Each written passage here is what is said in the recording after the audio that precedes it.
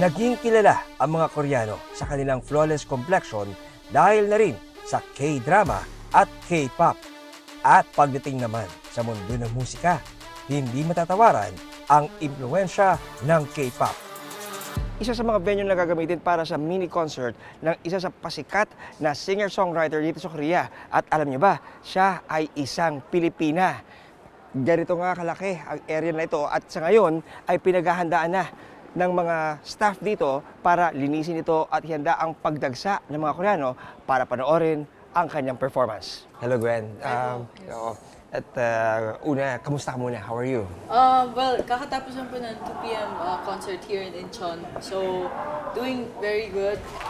네 번째 가수는 도라도. Isa si Gwen Dorado sa mga sumubok ng kapalaran dito sa South Korea. Sumali siya sa singing contest na Sing Again Season 4 nito lamang Enero. Hindi man niya nakuha ang kampyonato, nakamit naman niya ang pagmamahal ng mga Koreano. Were you surprised yung ganito klase ng reception? Yeah. Actually, na-surprise po ako kasi before I started Sing Again, I was just focusing on memorizing the songs and memorizing like Korean and learning Korean. Pero hindi ko po in-expect na ganito po kalaki yung mangyayari. And hindi ko rin po na-expect na ganito po from both Korean fans and Filipino fans to receive this kind of support.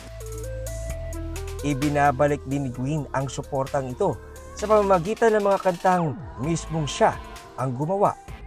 Sa ngayon, nakakontrata na siya sa isang Korean entertainment agency. Kasi we're celebrating 77 years of Yes. friendship ng Korea at ng Philippines. No? Pero mukhang dito sa panahon natin ngayon, ikaw yung isa sa Naging mga bridge. nagpapatuloy o naging bridge doon.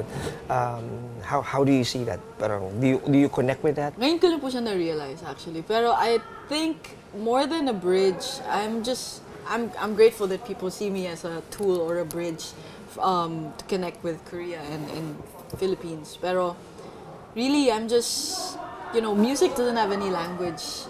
It transcends languages. So I guess music has been the bridge between both, between all countries. So yeah, I'm just grateful that you see me as a tool for both countries. Maraming salamat sa pagtutok sa Eyewitness, mga kapuso. Anong masasabi nyo sa dokumentaryong ito? I-comment na yan at mag-subscribe sa GMA Public Affairs YouTube channel.